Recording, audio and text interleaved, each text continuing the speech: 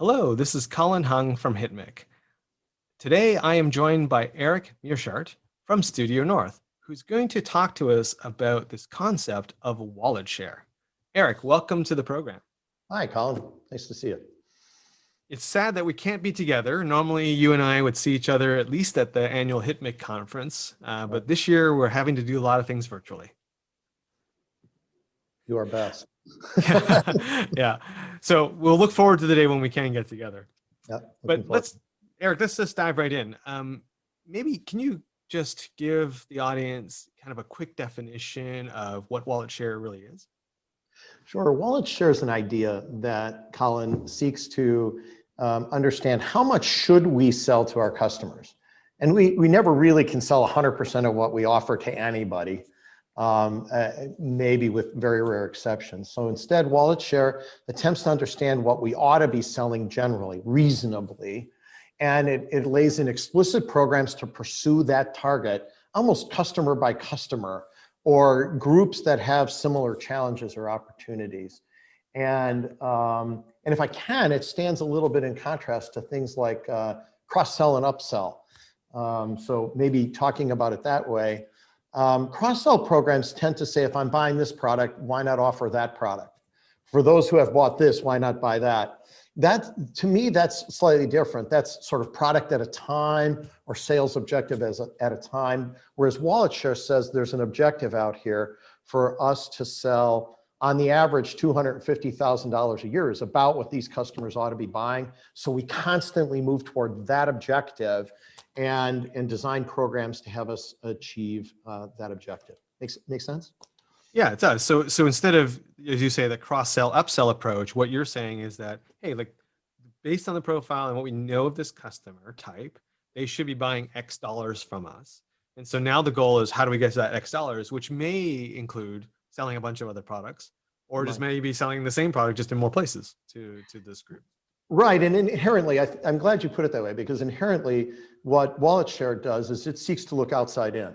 A customer has a set of problems that if we sold those solutions into them reasonably well, we would sell this much to solve their problems. Whereas cross-sell can often feel inside out. They've bought A and B, so now sell them C. And you see the difference? I'm not thinking outside in, I'm thinking inside out. So wallet share also implies that I want to learn more about each customer and where they're at to connect to the business problems they're really trying to solve. And so just a question around that. It sounds a little bit like ABM, right? Like, ABM is kind of very, as a program, account-based marketing or account-based management, where you're just focusing in and zeroing in very much on a single account and a single customer. Is this sort of, underneath ABM? Is ABM underneath this? How do those two relate to each other? Yeah, you could think, I wonder if it's just another set of fancy words for ABM. The reality is that ABM is how, and wallet share is why and what. Okay.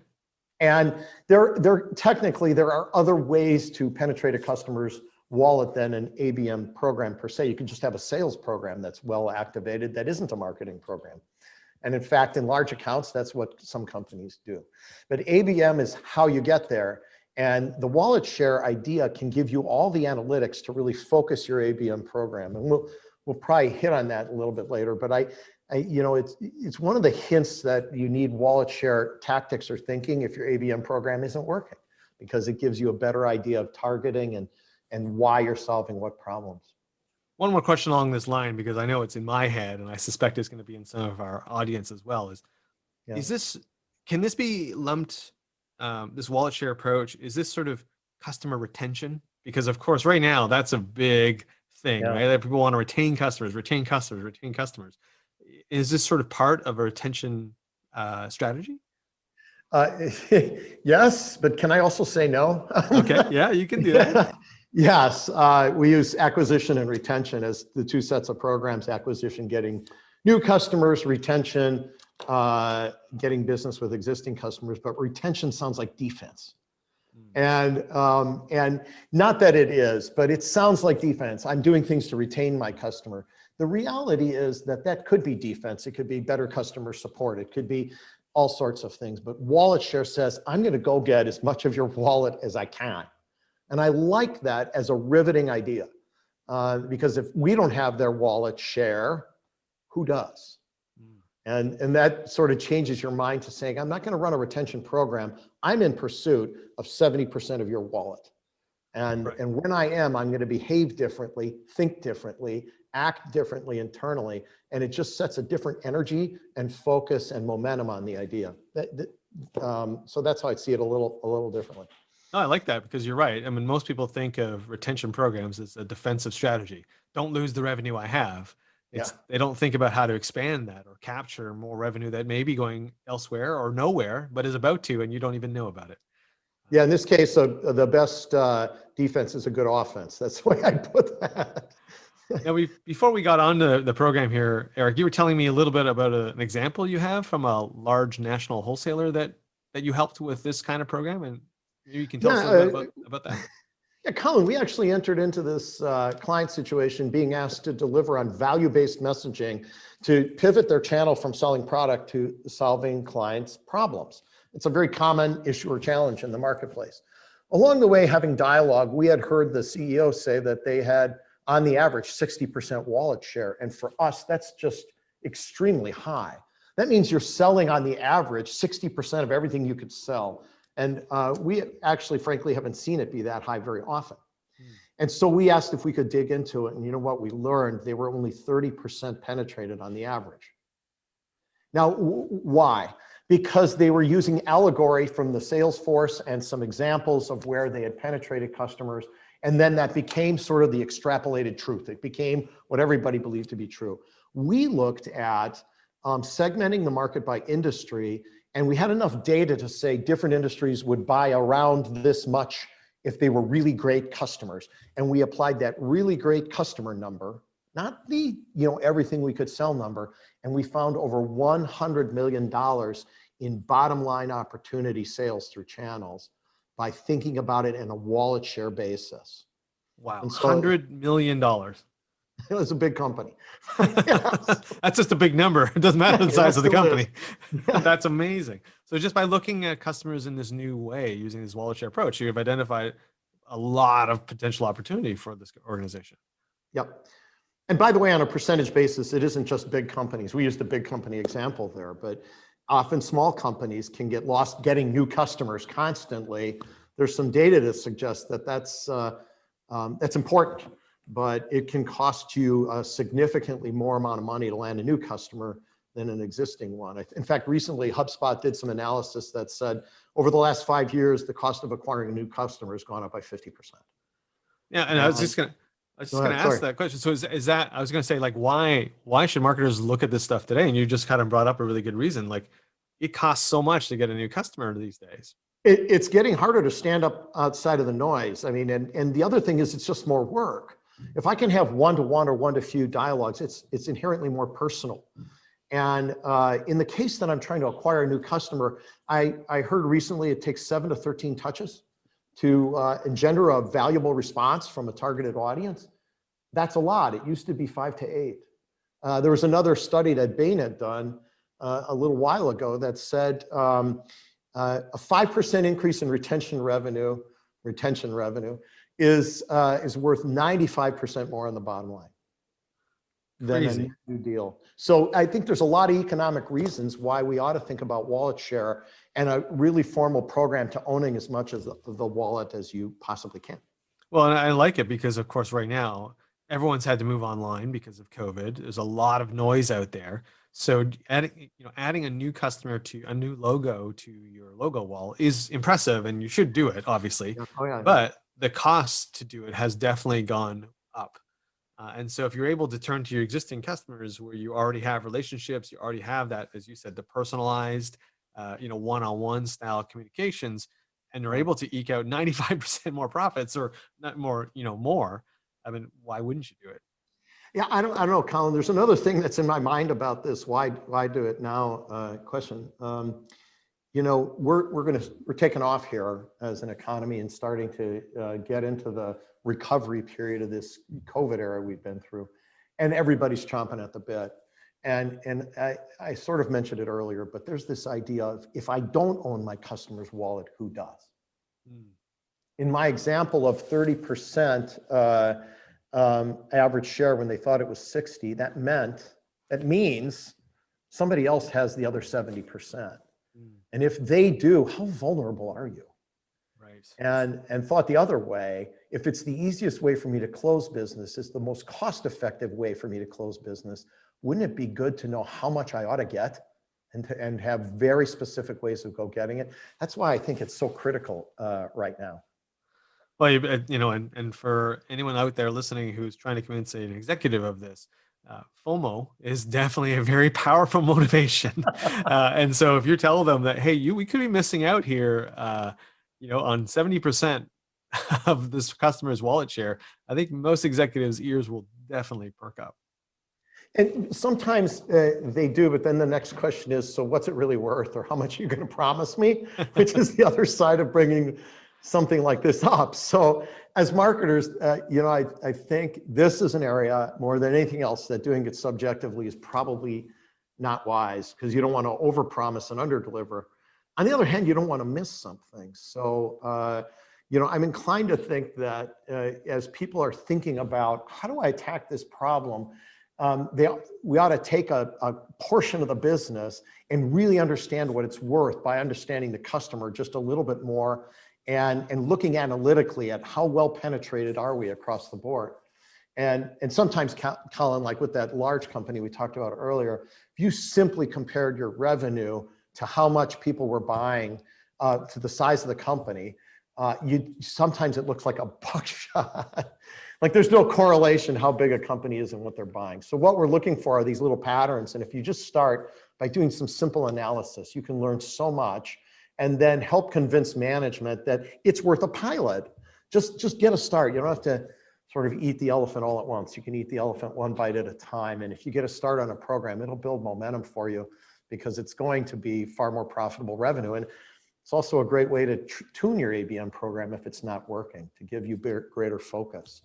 Well, that leads me to my next question, Eric. Like, as a company, as an organization, how do I know I should consider wallet share analysis? I mean, you mentioned one there, if these sort of a ratio of cross-sell and that kind of thing. Are these the kind of things I need to do in order to know, hey, like this might be for me? Well, I hinted at one, but just quick in summary. Number one, if your ABM programs aren't working, chances are you're missing some understanding. And inherently in wallet share, because they're so personal anyway, if they're not working, it either means you don't understand what's really going on in your customer base. And a good wallet share program will ask, it'll rest on net promoter score analysis or recent customer satisfaction analysis. And if you don't have that, chances are that's affecting your ABM program. The second thing is programs need to be designed to hit an objective. And without good analysis about what you ought to hit, what you might just be groping to is sell product A because everybody bought B.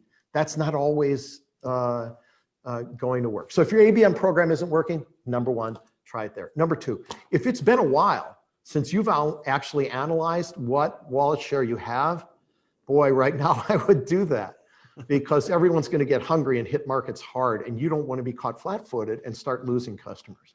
So it would be a time if you haven't done it. And then the third thing is, if you have done some customer satisfaction analysis or some win-loss analysis, and you figured out that there are gaps in customer satisfaction, now would be the time to understand a little bit more about how to fix the gaps, where you have strengths, and how to accelerate off of those strengths. So don't just focus on fixing problems, and you can use wallet share to go after the pockets of strength. So those would be the three things, Colin, I would look at. And how would I go about convincing my executives that this is a good idea? Like, do I have to go armed with all of this analysis? Is that kind of what you recommend of how to convince my boss or my CEO or my VP of sales or, that this is a good idea? I think, well, it depends on the relationship. If you've got a good enough one, maybe you could just convince them to move forward by FOMO, like you were saying earlier. But I do think, Colin, if it were me, I would grab a portion of the market, a subset of my customers, and I'd do some really quick, simple analysis. I'd compare how much I sold to the size of the company or how much I sold to the industry, and I'd pivot around the data a little bit, and I'd come up with, boy, we've got some opportunities here. I have big customers to whom we're selling very little. I have industries where how much we sell to companies of a certain size is just all over the map. If that's true, it hints that you ought to go take a cut at it and solve those problems a little bit as a pilot, so you don't have to go all the way in. So I would do a little data analysis, Colin, just to make the point, right? And then from there, grow off of a pilot. Make sense? Okay. No, I think it does. I would maybe add that, doing this analysis may reveal outliers, both on the positive and the negative side. I think one of the examples you had said was, if, for example, a negative outlier would be you've got an outsized customer that you're selling very little to. Yeah. Right. I mean, that's an outlier in the sense of, okay, well, what else can we be doing here? What else, are we leaving money on the table? We look at their wallet share, how much more should they be spending with us? And then on the other side, a positive example would be one where you have a very smaller sized company that you're doing an outsized amount of business with, right? And kind of, you could look at that and go, what are we doing there? And I'm going to suspect you're probably doing a lot more of market share approach there, even though that may not be what you call it. Yeah, you're right, Colin. And in fact, the idea simply in your mind in your mind is size, company size, and how much wallet or how much we're selling them should tend to be correlated in some way. There should be a line there somewhere that you want to follow. And so the people that are sort of below the line, they're big, but we're not selling them enough. And how do we lift them up? But if you find a big pattern above the line, in other words, we're selling them a lot, but they're smaller, it kind of suggests you can shift the whole line. Right. And that becomes an interesting idea. So how do you challenge marketing and sales to take a step up at all sizes if you have a lot above the line is sort of what you can do. And pivoting it by industry and company size and other firmographics is where you're going to find those patterns and those outliers. So earlier we talked a little, you gave one example of what a successful wallet share analysis program looks like. Yeah. But, can you maybe give another example of, what does this look like when it's sort of implemented? Like what kind of company am I going to be? Or, if you have an example of somebody like, what's sort of the end of the rainbow? Like, what does this mean? Hey, end of the rainbow. I'll give you an example in just a sec, but end of the rainbow is sales and marketing come together around a different dialogue. Okay. And when they do, this enables sales to really get excited about hitting their number, about sales and marketing to be able to plan a number that has a solid base of customer revenue underneath it. Now, what's the end point of that story, or what's my example? Working with one of the larger ERP software companies, we entered into an annual planning effort. And one of the things we attempted to do for every single rep was understand their territory and essentially their wallet share with their existing customer base. And that year, instead of people running a CRM promotion as a broad-based sales promotion to cross-sell, we gave each rep in their territory exactly what they needed to do to up their wallet share in their customer base. And marketing enabled them with tools, and it was actually a very low cost of marketing to go out and penetrate those customers with very specific ideas rather than wait for an overall cross-sell program with CRM. And the results were really dramatic, 50% greater growth when actually the growth rates weren't that exciting in the market at that time. And so, and after that go forward planning effort was done every year. They would create an integrated view of each sales rep's territory and what the wallet share opportunity was before they layered on net new account demands into the pipeline. Yeah. Eric, as we get closer to the end of this episode, wanted to give you a chance. Can you tell us a little bit about Studio North? Because of course we talk a lot, so I know about it, but not everyone listening might. So can you tell us a little bit about what Studio North does?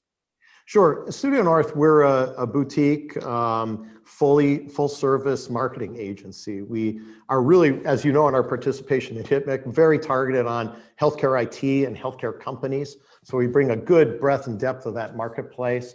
And what we're really about is helping people penetrate verticals, launch products. And you can see the end result here is to take a brand and activate it in the marketplace so that it's well known, and that brand builds predictable demand for the company. But there's a way we go about that underpins everything that we do. We want to understand the moments that customers are having, the challenges in their life, enter and own those moments with our clients' customers, so that the brand becomes known and important, and we make our clients' brands really matter for their customers in their most critical moments. And so, yeah, that's a little bit about the studio and our focus. And Colin, I would just say, we have a little bit of time here to chat. We don't get to keep going on and on, even if I'd like to. So if anybody has questions or wants to learn more about just wallet share and doesn't make sense, or how might I apply it, hey, we're happy to have conversations. It doesn't need to be commercial. And you can reach out to us at info@studionorth.com. Awesome, Eric. So final question as we end off here. What's the one takeaway that you would want people listening or watching to this to walk away with in terms of wallet share and wallet share analysis? I'm going to come back to, somebody wants to own your customer. And the question is, do you? And there's nothing better right now with our marketing budgets just returning than targeting and owning our customer's wallet. But we really can't do that without good analysis to get there. So this is an idea really worth trying. Awesome. I love it, Eric. Thank you so much for educating us about wallet share and this analysis. Now I'm going to have to go and do some analysis of my own customers to make sure I'm not leaving money on the table. Okay, Colin. But thank you so much, Eric, for sharing your knowledge. Really do appreciate it. Yeah. See you soon, Colin. Take care. This has been Colin Hung with HitMake. Thank you for listening, and have a great week.